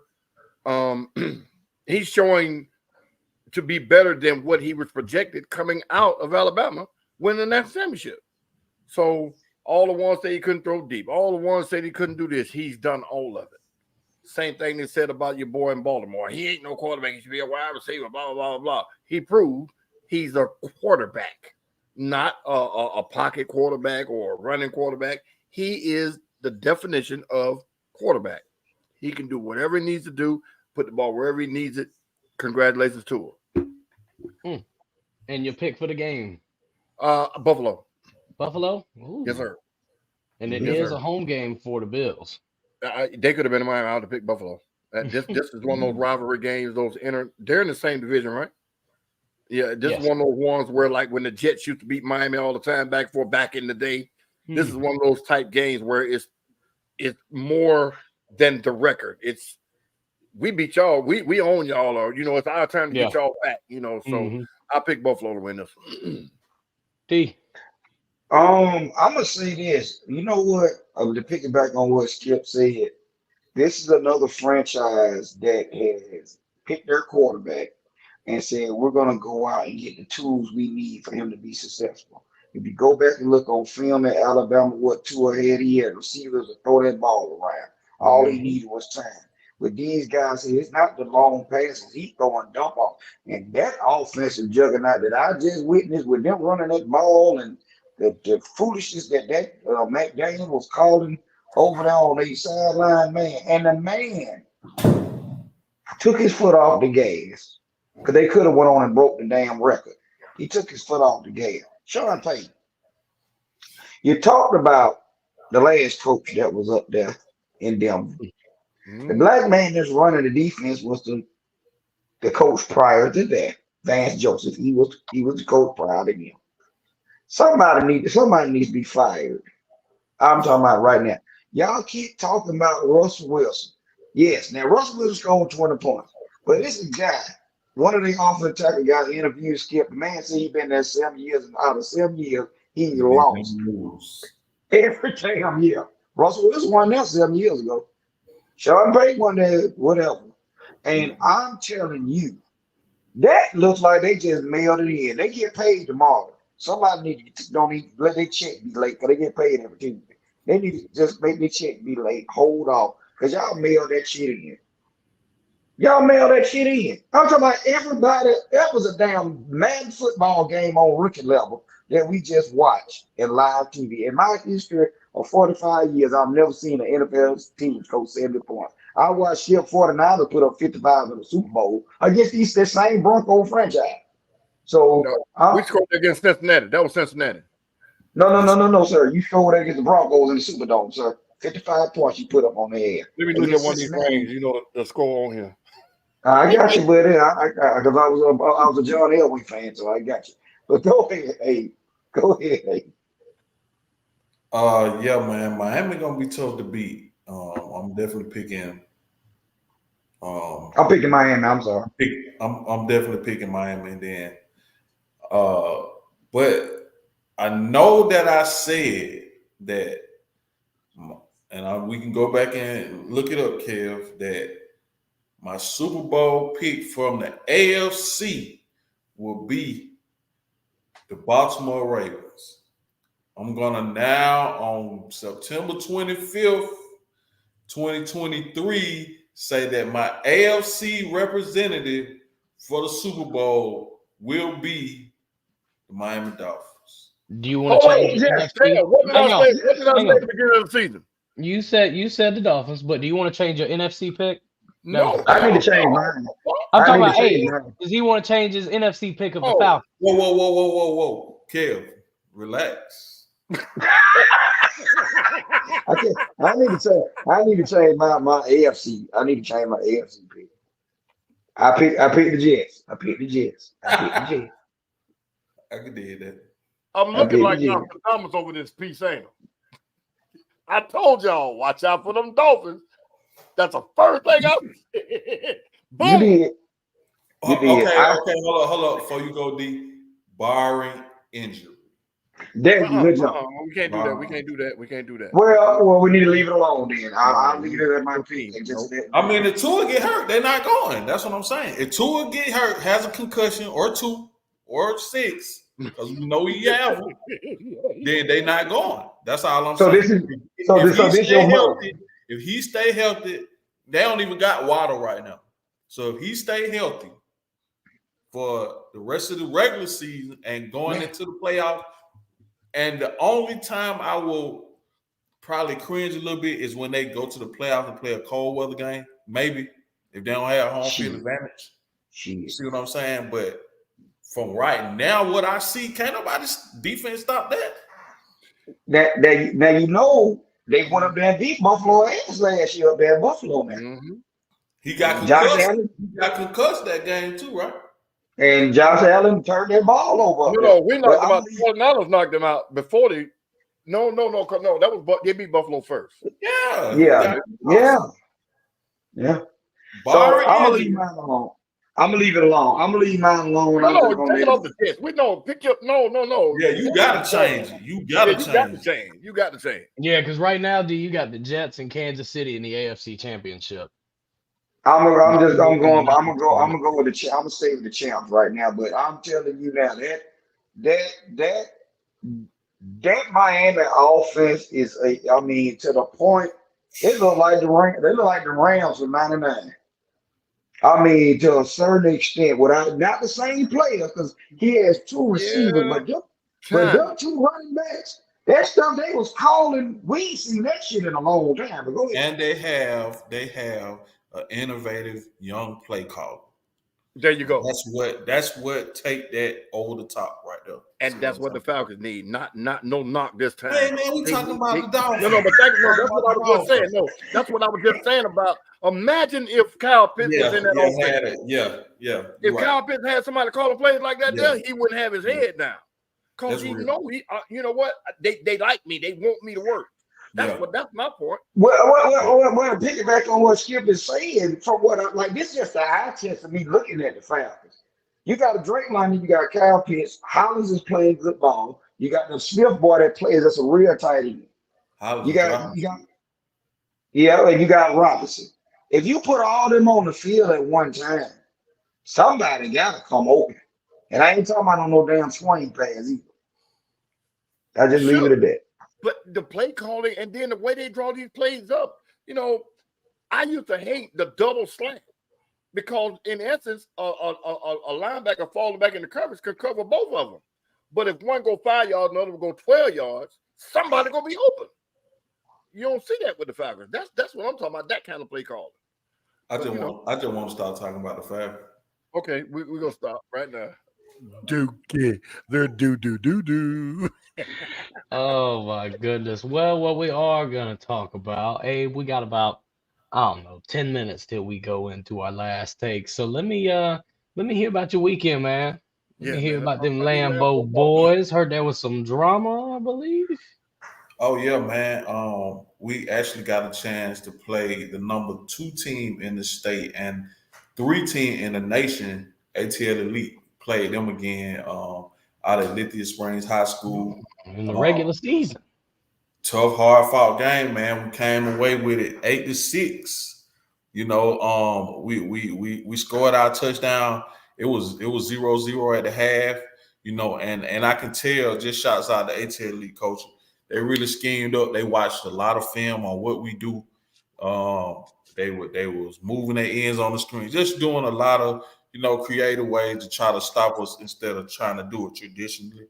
You feel what I'm saying? Shouts out to them, Coach Brad, all the staff, them kids. They play hard, and just one thing about us, man. No matter how it come, bro, champions just find a way to win. That's right. You know what I'm saying? It was time they had a kid almost 6 feet playing tight end and wide receiver, and the way they scored their touchdown was they threw a fade to him. Now for y'all that came and watched us, we ain't got no tall kids not playing skill like that. You see what I'm saying? So he jumped up over 2 kids and mossed them. For those who know what that means. And when it came down to it for them to get their 2-point conversion, they would try to run the same play. Well, of course, our kids was on at that time, and we made it do what it do, man. But shouts out to them. They played and schemed up a great game. Our kids definitely didn't play full Lambeau football, but we always take it to the chin, go back next week working. Shouts out to Howard, Coach P, everybody who came together on that win. That was a good, tough win. And like I said, even like games at the Lauderdale game, our team need games like this. The kids need games like this so they can stay sharp and not get comfortable. You feel what I'm saying? Now they know that ATL Elite want to beat them. And one thing about it, man, we probably done played them 7 times in the last 2 seasons, dating from now back to last year. You see what I'm saying? So, each game you play them, they get more work. They get more film on what we're doing. So they played great, man. And a lot of what we do is going to a game like that is just worry about us. You feel what I'm saying? What we doing, how we want to execute. So, shouts out to them. They prepare good. But like I said, man, we always just find a way to get the W. So I'm glad we came out on top. And I like to piggyback on what Skip said. This is the same team Skip had the problem with when we came to come see y'all play, and y'all both played them in that game. That's who they played again, Skip. Yes, that team there that you called out the coach on, and they played them out of town, but now they played them here. So we missed that game. But the thing is, I know I would have been there. I ain't know that was a team. so with that being said, do you think that, like you said, they watched a lot of film and they, you know what I'm saying, and they giving y'all best shot? Do they feel like you think that's a moral victory for them because they can't Oh, get close? they were ecstatic after the game. They were happy, you know, and a team just for me, right? For me, you know, and I've in the past been on the other side of that. But if I lose like that, I'm heartbroken. I'm sick because I had a chance to tie it up. You see what I'm saying? But they were ecstatic. You feel what I'm saying? I saw a lot of comments. They was acting like they won. You're right. Now the thing is, they coming into playing ABA Coach Hilton them this coming week. So we'll see if they play with that same, cause like, you know, like Coach Howard, like everybody say, we are everybody's Super Bowl. We're gonna get everybody best shot, you know, and shouts out to ATL Elite. They played a hell of a game, you know, but I want to see them play Lauderdale that tough, that tight. You see what I'm saying? I just want to see how it all unfolds. Because if we go to national now, right? Just say we play them one more time in the state. We're playing one more time for the state championship. And when we win and we go down there, when we go down to Miami, no one will want to see that game again on that side of the bracket. You see what I'm saying? And Lauderdale is going to be 2. So they're going to be on the other. Lauderdale going to be on one side. We're going to be on the other. And because we'll be done play ATL Elite 3 times, you ain't going to put them on our side of the bracket. You see what I'm saying? So they're going to have to go through Lauderdale to get when it counts. That's what I was going to ask you next, because we've seen some of the teams. We've seen, you know, when we get ready to see the footage of them, how would they work there? Because now that'd be like, y'all play them 3 times and this. And you're right. I don't want to see that shit no more. You know what I'm saying? Good game or not, they're not gonna want to see that again. Now, what you on your coaching aspect that we've seen, was that a tougher game than the Lauderdale game? No. I feel like, you know, and like I said, no slight to them, shouts out to them for a great game, but we didn't play the brand of Lambeau football that we played against Lauderdale. You know, and they 11, 12-year-old kids. But, you know, we take it as coaches personal, getting them up to play. You know, I don't be too rah-rah, you know, but when it come down to it, you know, I'm gonna speak and say what I have to say. But, you know, like I said, we needed a game like that because up until since Lauderdale and maybe ATL Elite, our kids ain't had no tight game to push them to maybe like, come on, man, we got to win this game. You feel what I'm saying? So at 11 and 12, they get a little comfortable. You see what I'm saying? So, you know, they had some new little pretty purple uniform. You know, they probably thought they was all that coming out there, but ATL Elite was hungry for that win. You see what I'm saying? So games like that, I'm sure going to make all the kids come back to practice tomorrow just with a different attitude. Like somebody can really stick with us, you know, so we need to try to come and work harder and just bring that same energy to the game. There you go, man. We got anything else to add before we make our way through here? Did we get all our picks in? Yes, we got we actually have one more pick. D, so the trash game. We gonna get us one trash game. Hang on. We were so sidetracked. We still got 2 more picks. I thought we got Browns versus Ravens. Go ahead, Skip. What that spread there? I think that spread is 3, I believe, if I got that for you. Oh, they in Cleveland or they in Baltimore? I'm sorry, they're at the Ravens. Oh, I like Baltimore then. I like Baltimore at home. I like Baltimore at home. Damn, did anybody just see that Philly play? No, No, let's finish this. Let's finish this. My Focus. bad, my bad. D, what you got? I'm going with the Browns, and I'm gonna tell you why.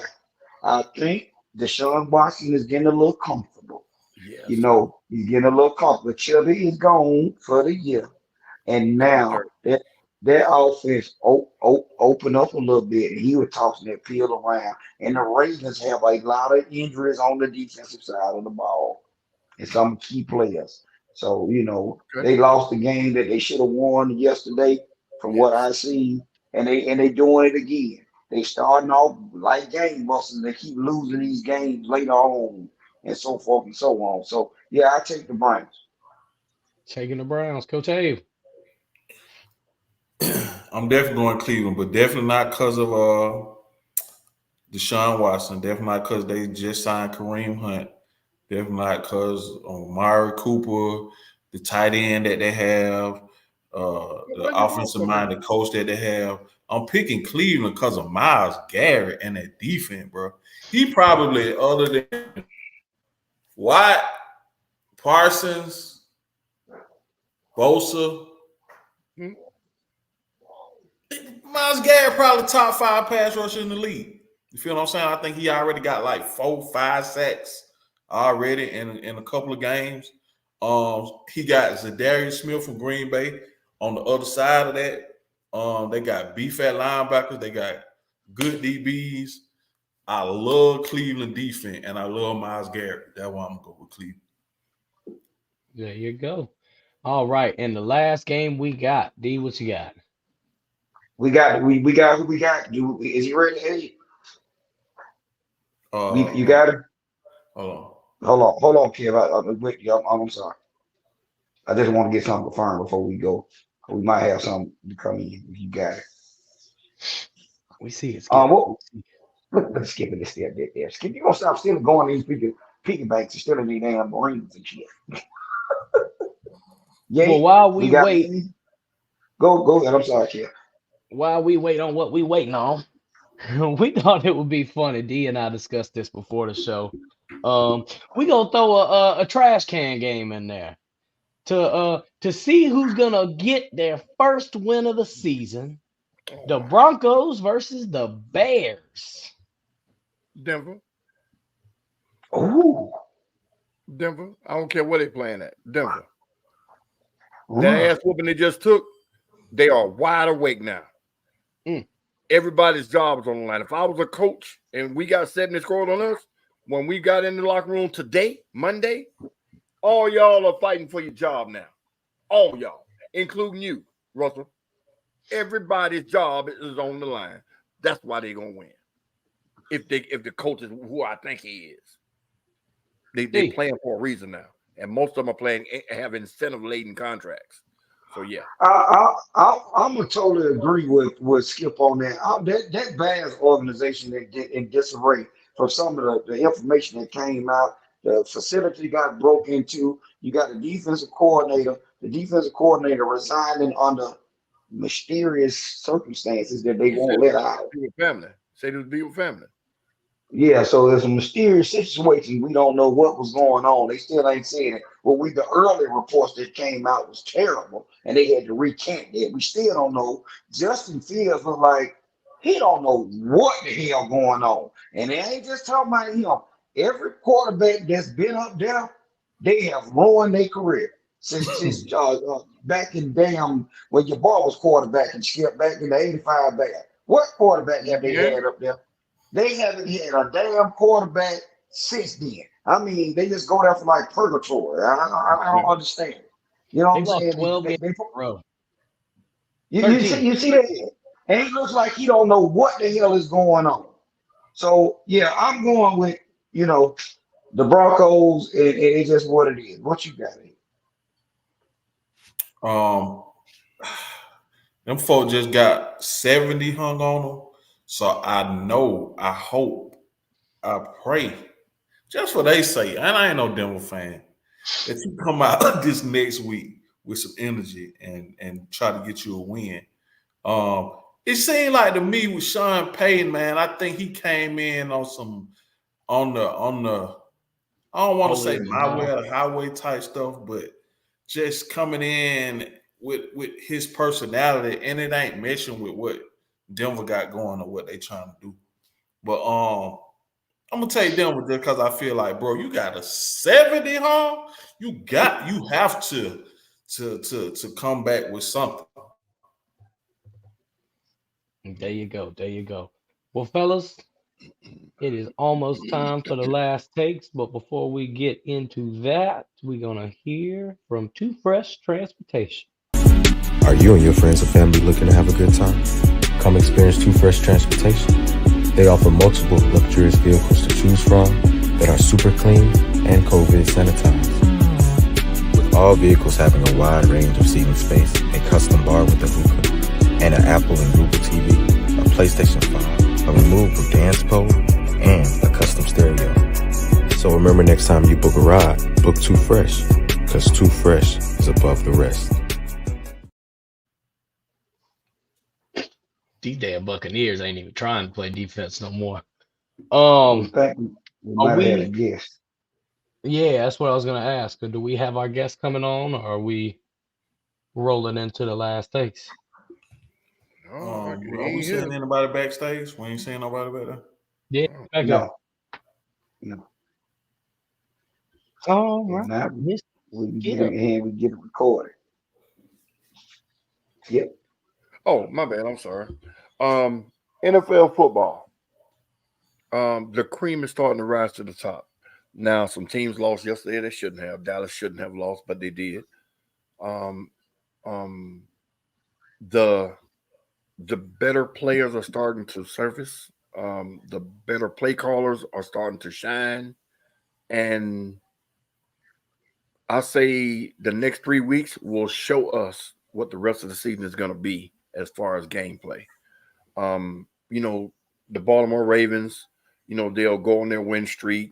The 49ers went on a win streak last year. The Dolphins are on a win streak now. And I think the hierarchy is going to be upset here in the next 3 to 4 weeks. So everybody's going for those surefire picks.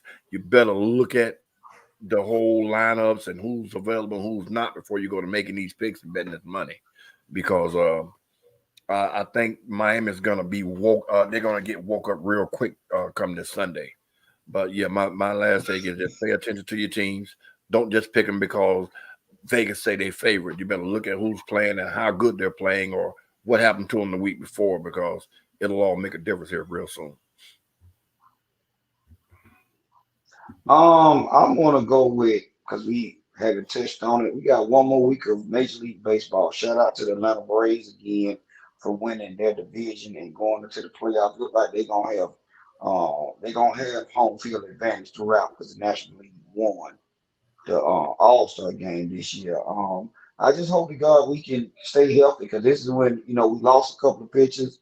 One of them is on the IRL. Of course, we have two pitchers on the IRL. Injury reserve. But and shout out to Ronald Acuna, MVP I'm calling MVP of the Major League Baseball. Yes, Should sir. be for both sides. 40-40 man, arguably one of the best players, generational talent that we have here, superstar that we have here in Atlanta. And if you get a chance, if you're not a baseball enthusiast, baseball fan, Braves got a hell team from top to bottom. I have never seen this in my history. Braves have, Skip can help me with this. We got about six players that hit over 30 home runs. You 5. know what I'm saying? Five. So there you go. So you know what I'm saying? This is arguably one of the best. Shout out to Double A, the GM, for putting this team together after Freddie Freeman and Dansby Swanson departed for free agency. Still got they're gonna probably get off. They got 100 wins. They got six more games. Could get 106, but I want their best to stay hot and see can we bring another championship in out of 2 out of 3 years. Thank y'all everybody for tuning in. We appreciate it, and we keep doing what we doing. Yeah, man. Football, man. But definitely to piggyback on what D said, shouts out to the Braves. I think Acuna is the first 40-50, 40-60, and almost 40-70. I don't know Yeah, if he he got quite. 68 steals. Yeah, okay. Yeah, but shouts out to him. Shouts out to the Braves. He should be the league MVP, or is it the NL? I'm not sure. They split it up. NL. Yeah, he should get that. Shouts out to the Braves. But yeah, man. All my Prime fan, man, y'all just hold tight, man, because you know it's better times to come. These higher tier schools, you know, just for the first couple of years, gonna get the best of them, man. And I know, like, he got almost the whole country behind him, you know. So I definitely look forward to seeing what he do in the future. I know it's gonna take a couple of years. I'm not sure how they're gonna go, if they're gonna go to a different conference or how they're gonna do it. But just shouts out to them. Shouts out to that whole, you know, that whole Colorado movement, man. I love what you got going on. Even though y'all took this L, you know, y'all just got a lot of people behind you. I know they're gonna come out for USC. Probably gonna take an L too. But I just like the enthusiasm that everybody bringing with Prime. And I ain't gonna say nothing about no rise up this week. I'm mad, but thank y'all to everybody for you know, checking us out. Tune in next week. And shouts out to my boy Hilton, man. Hilton Rock King Alexander. I was trying to get him on here, you know, but time permitted. He coaching 1,000 teams, so he was actually looking at some film and stuff, getting ready for a game this weekend. Actually, the team that we played, ATL Elite, his 11U ABA Bulldog, but he actually also is the OC, I think, for Douglas County High School, and they in turn beat Langston Hughes last Friday, one of the best teams in the state and the nation. You know, they knocked them out 30-27. Yep. So shouts out. You've got 2 losses now. Yes, sir. So shouts out to Hill, man. Congrats on the win. Keep going. I know I see you. I know you're doing big things, man. Just keep pushing. And I just appreciate all the tooling and everything, the will, the want to do this coaching thing that you gave to me. And keep going, my boy. Love you. Hey, he's in. He's in backstage. He backstage. Oh, yeah. Okay. Y'all want to get him? It's up to y'all. Okay. I don't see him popped up on his camera yet. It says he's here. Hang on. Ralph King. What up, baby? He can hear us. There we go. There you go. All right. Well, we were just talking about your win. We charge people for being late to our podcast, man. I apologize, man. I apologize, Skip. No, we know you're working, brother. We know you're working. So you know, hey, my guy. So soon he asked, I think, and I immediately said, of course, man, I got you. But then I remember later on that on Mondays we do film study at 7, and we went a little longer than usual because we got a big game that we ain't know what it is. And that's what I was going to say. With all the eggs you got in your hat, man. Yeah. Keep doing what you're doing. Keep bigging these kids up, and do your film study and win, man. We want you beat Langston Hughes last Friday. I just found out. Congrats on that, brother. Appreciate it, man. You know, all this hoopla behind them. So good job on that, man. And do the Lambo shuffle on ATL Elite this weekend, please. I got you, man. I got you. Yeah, go ahead and put that thing on. Hey, they will celebrate like they won yesterday, man. So go ahead and just, go ahead and pop them up a little bit, pop them, and put them back in their place for us. No, I got you, man. No doubt. You know, that was one of the things about us, man. Abe know how we do it. We coach these boys like they in high school already. So we literally had film study with 11-year-olds, like breaking down film, offensively, defensively, special team, and all those things. So we'll be prepared. That's beautiful, man. Like I said, I know you have a busy schedule. Hill, I know you do. I came to the practice up there and I talked to one of your other parents that's not on your team. I think she had 9U. And she said she wanted to give kudos to you on your program. She said she would not have her kid in any other program than what you are teaching the kids up there at ABA. Hats off to you. And then, I told you, same thing, man. I was running around. I told you I was going to be at the game, and I couldn't make it. And when I looked up and seen that y'all had won, I said, ooh, he finna cut up now. And those 3. Now, I'm not, like I said, those 3 wide receivers that you have, Skip, you met Ralph King, them boys as tall as him, and I was like, whoa. And you put them up and said, you say that's the best trio of wide receivers in the state that you have on your team.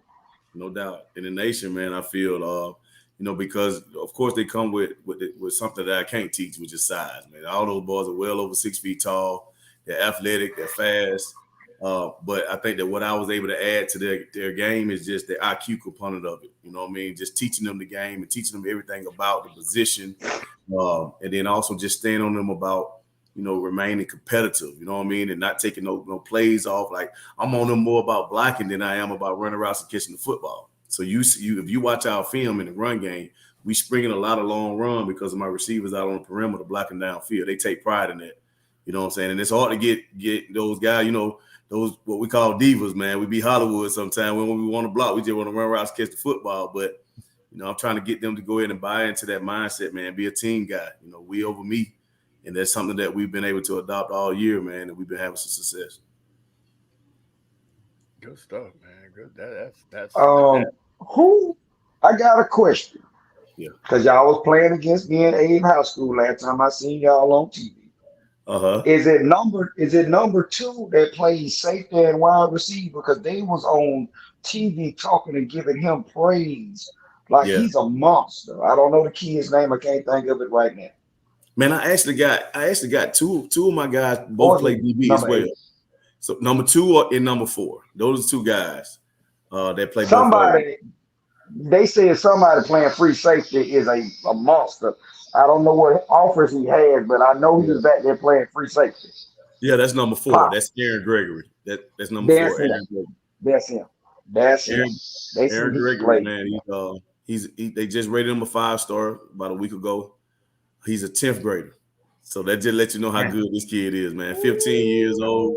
He probably already about 6'2", 6'3", about 180 pounds or so, can run, can jump, very athletic, and it come up and hit you on defense. You know what I mean? And he holds multiple Power 5 offers. So, you know what I mean? I got a guy. That's a guy right there, man. I got some guys. Send him on down 95. Send him on down 95 then. That's what you do. Send him on down 95. Send him on down 95 to the youth. He know what it is. You like this here. You know what that means. I'm not sure. Miami might have offered him. I'm not sure. If they have it, it's coming. Send him on down there. Coach gonna be has-been by the time he graduates, so he ain't gonna want to go down. Oh Lord, there you go. Hill, talk about that. Talk about that week of practice leading up until Langston. And how y'all prepared, and what extra sauce y'all put on it because y'all knew who y'all were playing. Yeah, I think that this year was a little different, man, because I've been on the staff now 4 years at the high school, and so I was with them last year when we played against Langston. And Langston was the same, just like last year, man. They were dominant. They were undefeated. They were the favorites to win 6A last season. I think the difference between, this year and last year, it was a lot more tension, a lot more stress. It was a lot more like we were real tight. Like, oh, my God, we're playing Langston. Like, we got to practice more. We got to practice harder. We were doing things outside of the norm. You know what I'm saying? We didn't treat it like it was another game. You know what I'm saying? And one thing that we didn't want to do this year is make that same mistake. And so we did it, man. Business as usual. We didn't throw another extra day of practice in there. We didn't do no extra meetings. We didn't overcoach these guys because we didn't want to show panic as a staff, because if we panic, obviously the kids going to panic. But we just made sure that they were prepared. So we watched film. We broke down several games. We put together a solid game plan, man. We put together the scouting reports offensively and defensively. And we knew that we came out, man, and didn't turn the football over, that we would have a chance. You know what I'm saying? There's no way that you can beat the team. They're just like y'all over there at Lambeau. There's no way you can beat them turning the ball over, because y'all not going to beat yourselves. So we knew that Langston wasn't going to do that. If we can somehow force them to turn the ball over, but we can kind of take control of the ball and take good care of the ball and just execute, we had a chance. So I'm going to tell y'all a quick story, man. So on Friday, we have team meetings. We have team meetings prior to, leaving to go to the game and all that. And so we usually have a speaker to come in. So we did have a speaker to come in. He's actually on our staff now, a guy by the name of Ricky Dobbs. I don't know if y'all familiar with Ricky Dobbs, but he's a Douglas County legend, wound up playing at Navy. He was one of the Heisman finalists back when he played quarterback. So he spoke to the kids. It was like a real serious conversation. And then after that, Coach White, who was our head coach, he spoke to the kids, gave them a good little speech, but it was also a serious conversation.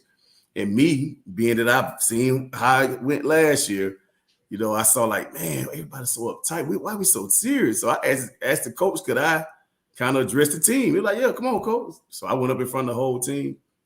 And I told them, I said, man, we've been playing football, a lot of y'all, since y'all were 5 or 6 years old. This is just another game for us. Let's just go out here and have fun and relax. And so I'm going to tell y'all a joke. I told them a joke. Like, I literally told the kids a joke. They bust out laughing. The coaches laughed. The kids laughed. And I said, now let's go kick their ass. And everybody was like, yeah, let's go. I think that they kind of like broke the ice a little bit, man. You know what I'm saying? You know what I mean? Kind of relaxed everybody a little bit.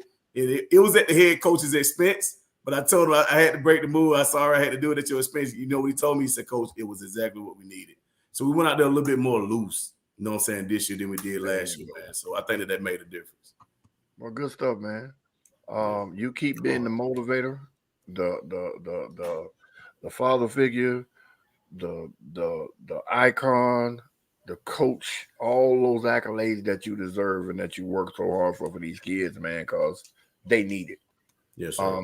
Especially the ones that come from single parent households. Absolutely. Quite sure they look to you for advice and everything. And then the way you carry yourself, the way you talk, the way you coach, all that means something. From a parent looking from the outside looking in, keep it up, man. We really appreciate what you're doing for these children. No doubt, man. Thank y'all for the support, man. Thanks for inviting me. I'm sorry I came on late, but better late than never, man. I appreciate you're gonna cash up your in just a minute.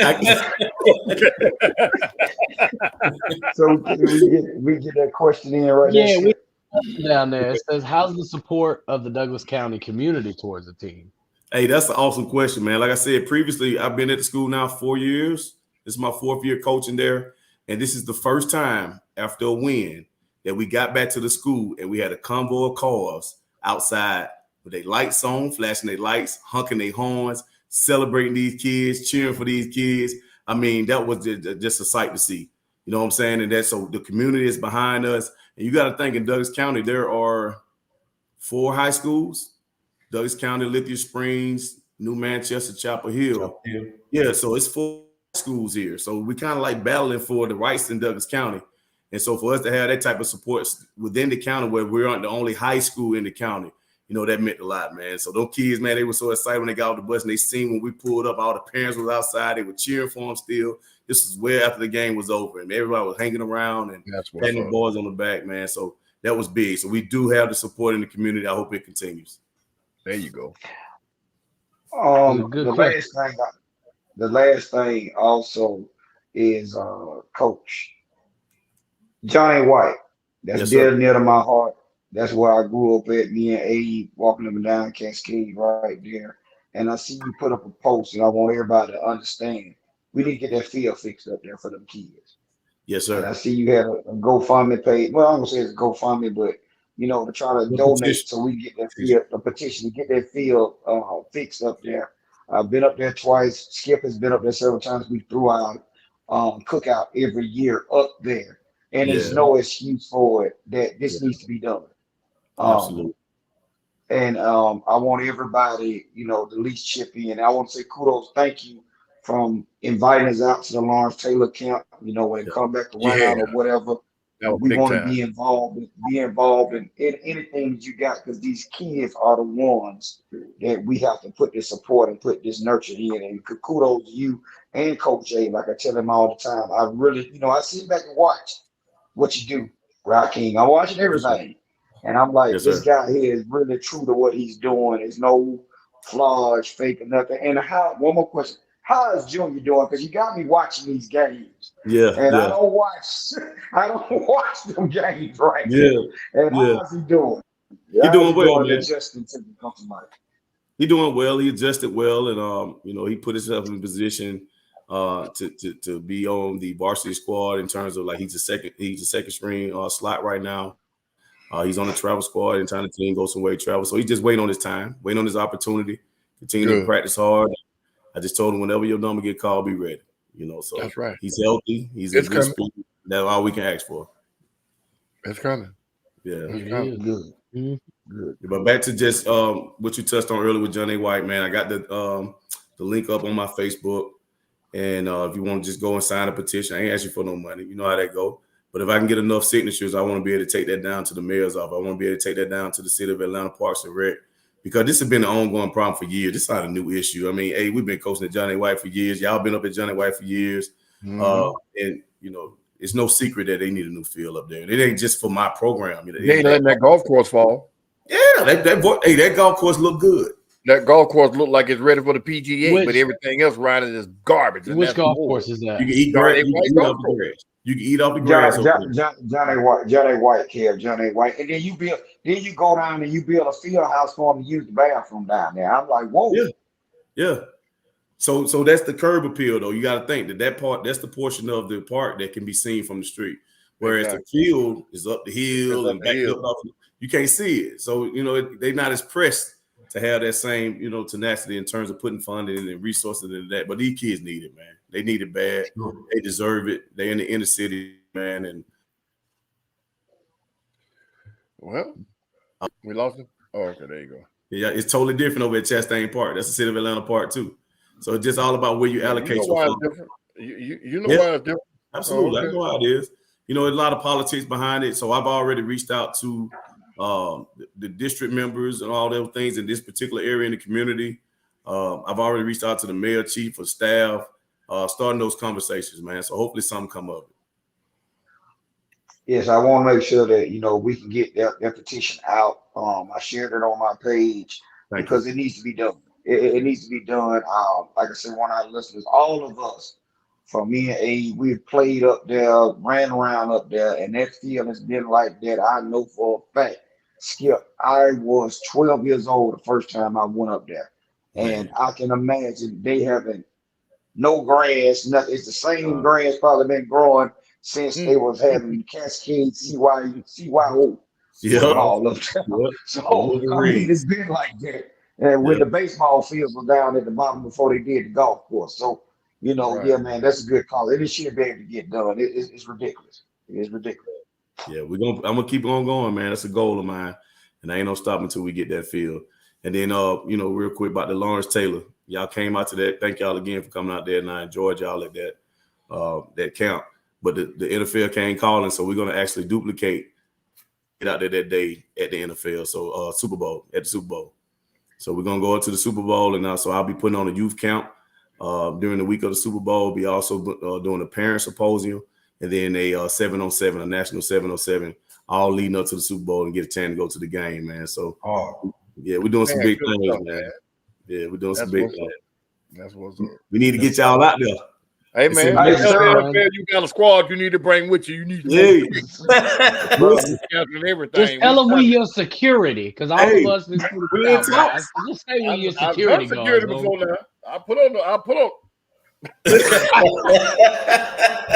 Sir, wait a minute, sir. Don't incriminate us on here, sir. I appreciate it. What do you mean entertainment? Oh no, yeah, man. I got one last thing, man. How did it feel here to see Lil E out there balling, man? I know they played against Deuce Nil. Yeah, he been balling since the season started. They got him out there, true freshman at Georgia Tech. Talk about Lil E real quick. Yeah, Lil E, man. Name is Eric Singleton Jr., man. For those who are not familiar with the name Lil E, he's a true freshman wide receiver at Georgia Tech University. And actually, he and my son Deuce are like best friends. I've been training him since he was 7 years old. And, you know, I think that Lil E have gotten better and better and better each year. He's playing on an extremely high level right now. He went into Georgia Tech as a true freshman, and he worked his way all the way up the depth chart. He scored a touchdown in every game thus far. So they had 4 games. He got 4 touchdowns as a true freshman. Ooh. Yeah, and he's the focal point of their offense, man. And it just feels good, man, to see that kid out there doing this thing, man. And some kids just come in ready, and he was one of them. And Georgia Tech, that staff, hey, man, the best kid going to play. I don't care if you're a true freshman or a senior, it don't matter. We trying to win games. They put him out on the field, and he was ready. And so I'm excited for him, man. I hope that his success continues, man, and he stay healthy for the remaining season. But shout out to Lil E, man, over there, Georgia Tech. That's the Route King effect. Look at Route that. King Spanner, baby. Route King Spanner. He coached up. Oh, And I got to give kudos because we did not. You kid out there in Buford who signed with Florida State, you're Coach Yes, Abe sir. had y'all. You know, Yes, sir. I went out there 2 weeks ago and we watched that kid play. I'm gonna say this: Buford doesn't win without that kid touching the ball 50 to 60% of the time, from what I see. Out Yeah. of everybody else that's around, he touches the ball and he's scoring a touchdown. So, I mean, kudos to you again and Coach A for what y'all putting y'all hands on these kids. And I do see you posting with all these different kids that are from your route tree, as we must Yep. say. That's what Yep. we can say. We don't say route tree because you have your hands on a lot of people in the pros and on the college level. Yeah. Yeah. It's a So blessing, kudos man. to you, my brother. It's a blessing, man. That's KJ Khalil Bowler, man. That's a kid that Coach Abe and myself had the opportunity to coach his whole youth ball career. When that kid went to high school, he was far ahead than many other kids his age, man. He went into high school ready to go, just like he went into college ready to go. And that's something we pride ourselves on. Of course, we want to win national championships and all these things, right, in youth ball. But at the end of the day, it's all about development, you know, and coaching these kids up to make sure they prepare for that next level. And that's just a testament of it, man. So shout out to KJ. He doing his thing, man. Florida State got him a good one. Sure. There you go. Yeah, he need to Fellas. transfer. He need to hit the transfer portal. He go to Miami. Yeah, he got to get out there. Y'all gonna have everybody, man. You can't be the gatekeeper of talent. Going to Tallahassee, he gonna stun his growth, man. I'm trying to tell you.